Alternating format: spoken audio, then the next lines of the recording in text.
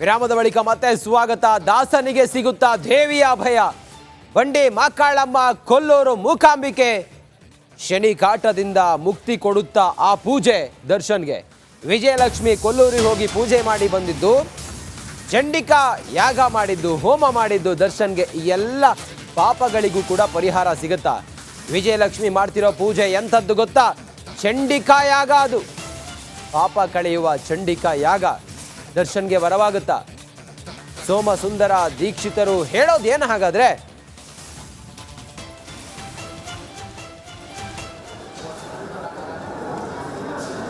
ವಿಜಯಲಕ್ಷ್ಮಿ ಮೊನ್ನೆ ಕೊಲ್ಲೂರಿಗೆ ಹೋಗಿದ್ರು. ಕೊಲ್ಲೂರು ಮೂಕಾಂಬಿಕೆಯ ಸನ್ನಿಧಾನದಲ್ಲಿ ಚಂಡಿಕಾ ಯಾಗವನ್ನು ಮಾಡಿದ್ರು. ಚಂಡಿಕಾ ಯಾಗ ಮಾಡಿದರೆ ಎಲ್ಲ ಪಾಪಗಳು ಕೂಡ ನಿರ್ವಹಣೆ ಆಗುತ್ತೆ ಅನ್ನೋದ್ರ ಬಗ್ಗೆ ಒಂದಿಷ್ಟು ಇತಿಹಾಸ ಇದೆ, ಮತ್ತು ನಂಬಿಕೆನೂ ಕೂಡ ಇದೆ. ಚಂಡಿಕಾ ಯಾಗ ಮಾಡೋ ಮೂಲಕ ದರ್ಶನ್ ಕೊಲೆ ಕೇಸ್ನಲ್ಲಿ ಜೈಲಿನಲ್ಲಿದ್ದಾರೆ, ಅವರು ಎಲ್ಲ ಪಾಪ ತೊಳೆದು ಹೊರಗಡೆ ಬರ್ತಾರೆ ಅನ್ನುವ ನಂಬಿಕೆಯಿಂದ ವಿಜಯಲಕ್ಷ್ಮಿ ಯಾಗ ಮಾಡಿದ್ದಾರೆ ಅನ್ನೋದು.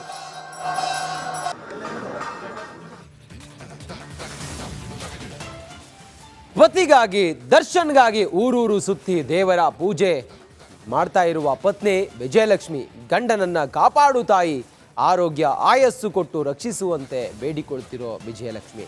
ದರ್ಶನ್ ಪರವಾಗಿ ಪತ್ನಿ ಹೋಮ ಹವನದ ಮೊರೆ ಹೋಗಿದ್ದಾರೆ. ಎಲ್ಲೆಲ್ಲಿ ಹೋಮ ಮಾಡಿದ್ದಾರೆ, ಯಾವ ದೇವರಿಗೆಲ್ಲ ಪೂಜೆ ಮಾಡಿದ್ದಾರೆ ಅನ್ನೋದಕ್ಕೆ ಸಂಬಂಧಪಟ್ಟಾಗ ಒಂದು ವಿಶೇಷ ವರದಿ ನೋಡೋಣ ಬನ್ನಿ.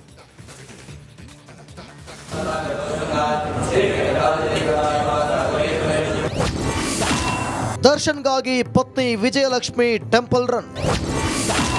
ಕಾಟೇರಗಾಗಿ ಕೊಲ್ಲೂರಲ್ಲಿ ಪತ್ನಿ ಚಂಡಿಕಾ ಯಾಗ. ಕಷ್ಟದಲ್ಲಿದ್ದಾಗ ಜೊತೆಗೆ ನಿಲ್ಲುವವಳೆ ಪತ್ನಿ ಅಂತಾರೆ. ಅದು ದರ್ಶನ್ ವಿಚಾರದಲ್ಲಿ ಅಕ್ಷರಶಃ ಸತ್ಯವಾಗಿದೆ.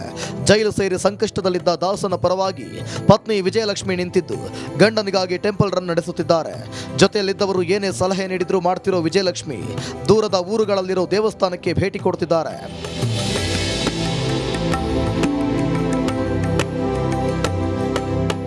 ಇತ್ತೀಚೆಗಷ್ಟೇ ಬಂಡಿ ಮಾಂಕಾಳಮ್ಮ ದೇವಸ್ಥಾನಕ್ಕೆ ಭೇಟಿ ಕೊಟ್ಟು ವಿಶೇಷ ಪೂಜೆ ಸಲ್ಲಿಸಿದ್ರು.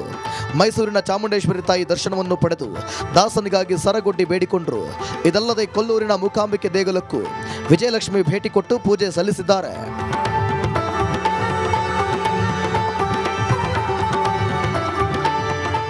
ಶಕ್ತಿಯ ಪೀಠದಲ್ಲಿ ದರ್ಶನ್ಗಾಗಿ ಚಂಡಿಕಾ ಯಾಗವನ್ನ ವಿಜಯಲಕ್ಷ್ಮಿ ಮಾಡಿಸಿದ್ದಾರೆ.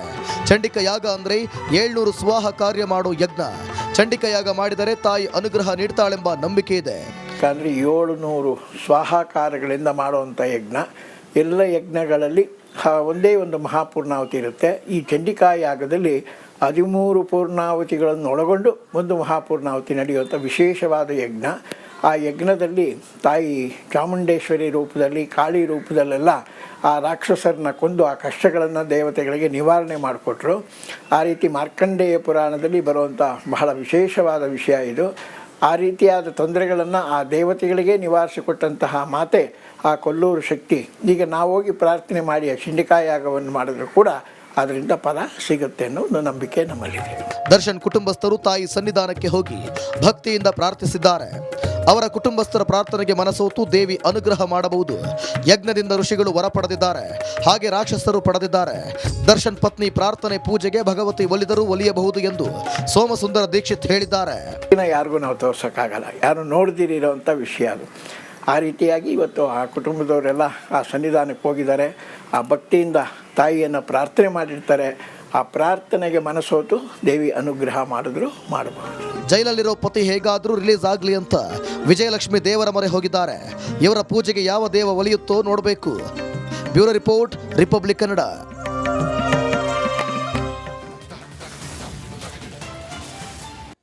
ಸಂಡೆಯ ರಿಲ್ಯಾಕ್ಸ್ ಮೂಡ್ನಲ್ಲಿರೋ ದರ್ಶನ್ ಸ್ಪೆಷಲ್ ಬ್ಯಾರಕ್ನಿಂದ ಹೊರಗೆ ಹೋಗಿದ್ದಾರೆ. ಜಗ್ಗು ಬೇರೆ ಬ್ಯಾರಕ್ನಲ್ಲಿರೋ ಕೈದಿಗಳನ್ನು ದರ್ಶನ್ ಭೇಟಿ ಮಾಡಿದ್ದಾರೆ. 2 ದಿನದಿಂದ ಜೈಲಿನ ಒಳಗಡೆ ದರ್ಶನ್ ಸಂಚಾರ ಮಾಡ್ತಾ ಇದ್ದಾರೆ. ನಾಳೆ ಮನೆಯೂಟ ಬರೋ ನಿರೀಕ್ಷೆಯಲ್ಲಿ ದರ್ಶನ್ ಇದ್ದಾರೆ. ದರ್ಶನ್ ತಮ್ಮ ಬ್ಯಾರಕ್ ಬಿಟ್ಟು, ತಮ್ಮ ಜೈಲಿನ ಬ್ಯಾರಕ್ ಬಿಟ್ಟು ಹೊರಗಡೆ ಬ್ಯಾರಕ್ ಹೋಗಿ ಅಲ್ಲಿ ಬೇರೆ ಕೈದಿಗಳನ್ನು ಭೇಟಿ ಮಾಡಿದ್ದಾರೆ ಅನ್ನೋದ್ರ ಬಗ್ಗೆ ಮಾಹಿತಿ ಸಿಗ್ತಾ ಇದೆ. ಇದು ಸಾಧ್ಯ ಇದೆಯಾ ದರ್ಶನ್ಗೆ? ನಾಳೆ ಮನೆ ಊಟದ ಅರ್ಜಿ ವಿಚಾರಣೆ ಇದೆ. ನಾಳೆಗೆ ಮನೆ ಊಟ ಸಿಗುತ್ತಾ ಸಿಗಲ್ವಾ ಅನ್ನೋದು ಫೈನಲ್ ಆಗುತ್ತೆ. ಇದೆಲ್ಲದರ ನಡುವೆ ದರ್ಶನ್ ತಮ್ಮ ಬ್ಯಾರಕ್ನಿಂದ ಪಕ್ಕದ ಬ್ಯಾರಕ್ಗೆ ಹೋಗಿ ಅಲ್ಲಿ ಬೇರೆ ಕೈದಿಗಳನ್ನ ಭೇಟಿ ಮಾಡಿದಾರಂತೆ.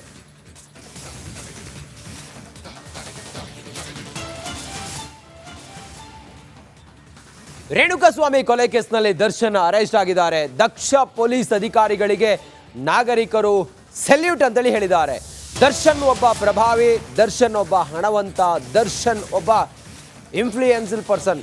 ಹಾಗಾಗಿ ದರ್ಶನ್ ಅಂತ ದರ್ಶನ್ ಡಿ ಬಾಸ್. ಇಂಥ ದರ್ಶನ್ನನ್ನ ಪೊಲೀಸರು ರೇಣುಕಾಸ್ವಾಮಿ ಕೊಲೆ ಪ್ರಕರಣದಲ್ಲಿ ಹೆಡೆಮುರಿ ಕಟ್ಟಿದ್ರು. ದರ್ಶನನ್ನ ಬಂಧನ ಮಾಡಿದ್ದು, ದರ್ಶನ್ನ ಕೊಲೆ ಮಾಡಿದ್ದಾರೆ ಅನ್ನೋದಕ್ಕೆ ಪೂರಕವಾದಂಥ ಸಾಕ್ಷಿಗಳು ಮತ್ತೊಂದು ಮಗದೊಂದು ಎಲ್ಲವನ್ನ ಕಲೆ ಹಾಕಿ ದರ್ಶನ್ನ ಇವತ್ತು ಪರಪ್ಪನ ಅಗ್ರಹಾರ ಜೈಲಿಗೆ ಕಳಿಸಿರುವಂಥ ಪೊಲೀಸ್ ಅಧಿಕಾರಿಗಳಿಗೆ ಇವತ್ತು ನಾಗರಿಕರು ಸೆಲ್ಯೂಟ್ ಅಂತಿದ್ದಾರೆ. ಪೊಲೀಸ್ ಆಯುಕ್ತರಿಗೆ ಅಭಿನಂದನೆಯನ್ನ ಸಲ್ಲಿಸಿದ್ದಾರೆ. ಮಾಸಿಕ ಜನಸಂಪರ್ಕ ಕಾರ್ಯಕ್ರಮದಲ್ಲಿ ಪೊಲೀಸರಿಗೆ ಜೈಕಾರ ಹೇಳಿದ್ದಾರೆ, ಚಪ್ಪಾಳೆ ತಟ್ಟಿದ್ದಾರೆ, ಅಭಿನಂದನೆಯನ್ನ ಸಲ್ಲಿಸಿದ್ದಾರೆ ಜನರು. ಬೆಂಗಳೂರಿನ ಕಸ್ತೂರಿ ನಗರದಲ್ಲಿ ಕಾರ್ಯಕ್ರಮ ಇತ್ತು. ಆ ಕಾರ್ಯಕ್ರಮದಲ್ಲಿ ಕಮಿಷನರ್ ಬಿ ದಯಾನಂದ್ ಅವರು ಭಾಗಿಯಾಗಿದ್ರು, ಡಿಸಿಪಿ ದೇವರಾಜ್ ಕೂಡ ಇದ್ರು. ಆ ಸಮಯದಲ್ಲಿ ಜನ ಜೈಕಾರ ಕೂಗಿದ್ದಾರೆ ಪೊಲೀಸರಿಗೆ. ಪ್ರಭಾವಕ್ಕೆ ಅಂತ ಹೆಚ್ಚಿಗೆ ಮಾತಾಡಬಾರ್ದು, ಹೊಗಳಬಾರ್ದು ಅಂತ. ಹೊಗಳಕ್ಕೆ ಹೋಗೋದಿಲ್ಲ. ಒಂದೇ ಒಂದು ಹೇಳ್ಬಿಡ್ತೀನಿ ನಾನು, ಇಡೀ ಕರ್ನಾಟಕದಲ್ಲಿ, ಇಡೀ ದೇಶದಲ್ಲಿ ಇವತ್ತು ಯಾವುದೇ ಒಬ್ಬ ದೊಡ್ಡ ವ್ಯಕ್ತಿ ತಪ್ಪು ಮಾಡಿದ್ರೆ ಅವನಿಗೆ ಶಿಕ್ಷೆ ಆಗ್ತದೆ ಅಂತ ತೋರಿಸ್ಕೊಟ್ಟವರು ಕರ್ನಾಟಕದ ಪೊಲೀಸ್ ಅವರು. ಅವ್ರ ಬಗ್ಗೆ ನಾವು ಹೇಳಲೇಬೇಕು. ದರ್ಶನ್ ಅವನೆಷ್ಟ ಪ್ರಭಾವಕ್ಕೆ ಅಂತ ಗೊತ್ತು ಇಡೀ ಪ್ರಪಂಚದಲ್ಲೇ, ದೇಶದಲ್ಲೇ, ಇಡೀ ಪ್ರಪಂಚದಲ್ಲೇ.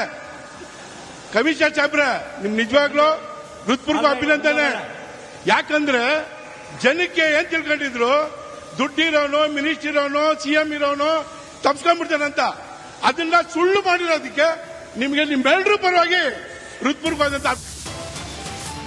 ಇದಿಷ್ಟು ಇವರೆಗಿನ ಪ್ರಮುಖ ಸುದ್ದಿ. ಈಗ ಒಂದು ಬ್ರೇಕ್ ಆದ ನಂತರ ಕಾಡಿನ ಹೆದ್ದಾರಿಯಲ್ಲಿ ಸಾಕಾನೆ ಶಾಕ್ ಕೊಟ್ಟಿದೆ. ಹೇಗ್ ಗೊತ್ತಾ?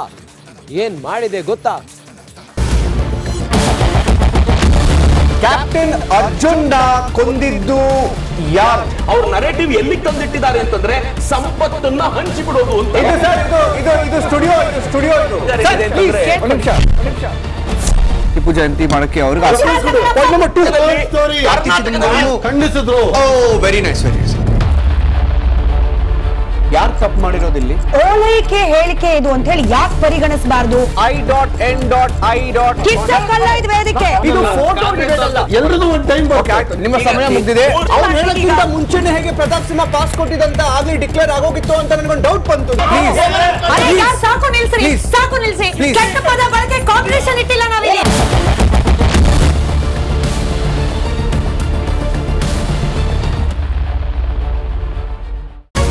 ರಿಪಬ್ಲಿಕ್ ವರ್ಡ್ ಆಪ್ ಇದು ಕೇವಲ ಅಪ್ಲಿಕೇಶನ್ ಅಲ್ಲ, ಸಮಗ್ರ ಸುದ್ದಿಗಳ ಸಂಪರ್ಕ ಮಾರ್ಗಕ್ಕೆ ಕ್ರಾಂತಿಕಾರಿ ಬದಲಾವಣೆ.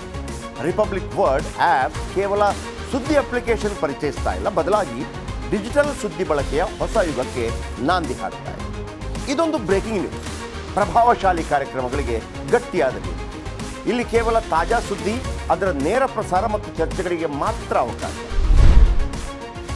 ರಿಪಬ್ಲಿಕ್ ವರ್ಲ್ಡ್ ಆಪ್ ಡೌನ್ಲೋಡ್ ಮಾಡಿಕೊಳ್ಳಿ. ಗೂಗಲ್ ಪ್ಲೇ ಸ್ಟೋರ್ ಮತ್ತು ಆಪಲ್ ಆಪ್ ಸ್ಟೋರ್ನಲ್ಲಿ ಲಭ್ಯವಿದೆ.